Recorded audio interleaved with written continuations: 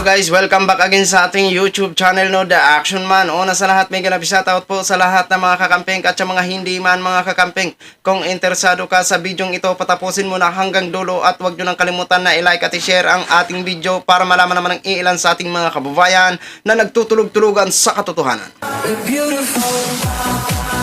So muli naman nagbabalik ang nag-iisa nyong host na si The Action Man para magbigay ng komentaryo at reaction sa mga mainit ng issue ng bayan. So ito ho mga ka-action, no, mainit-init po ito at delikado po ito ang ginagawa naman ng ating mga traidor na mga kaibigan sa West Philippine Sea. Ito po ang haharas naman ng ating mga doon sa ating mga official ho doon. Ito naman po, pambubumba naman po ng kanilang water cannon ang ginawa naman po na kung saan naghahatid ng supply sa mga fisherman ang ating mga Coast Guard ho mga ka-action. At ito, actual footage po ito na makikita nyo po. Ito po, panoorin na po natin.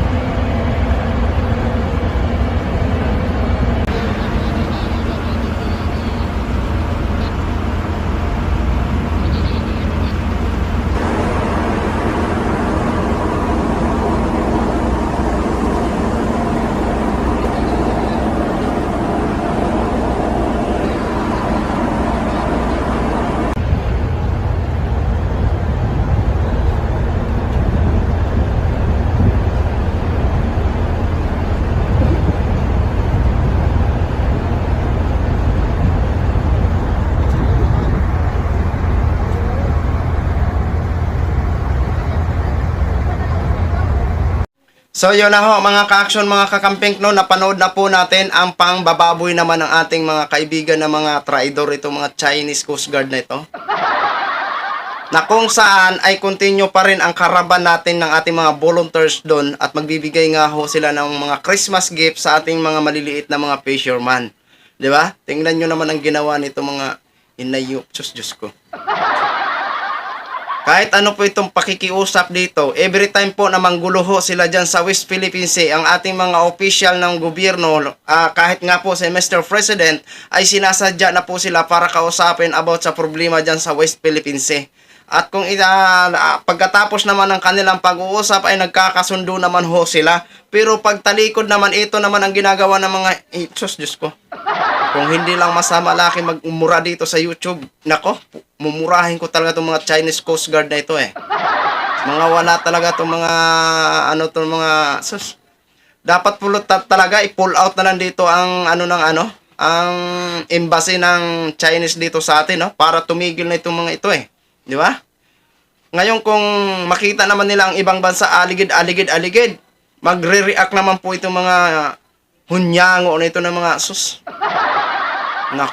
Ayan, grabe naman po ang ginawa ng ating mga traidor na mga kapwa-tao na mga chikwa, oh. No?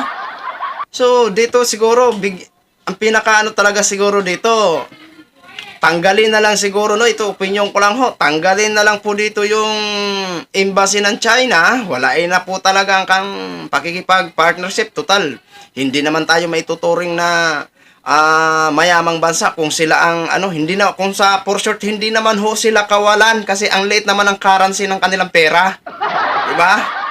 Oo, okay lang sana kahit maliit ang currency nila kung maganda silang makikisama dito sa atin. Pero sila na nga po itong halos Chinese na nakikita dito sa Pilipinas, sabay sila pang maghari-harian. Diba? O tingnan nyo, sarili nating bakuran, binalabalahura ho tayo. Ito ay dahilan man to kay Digong eh. Diba?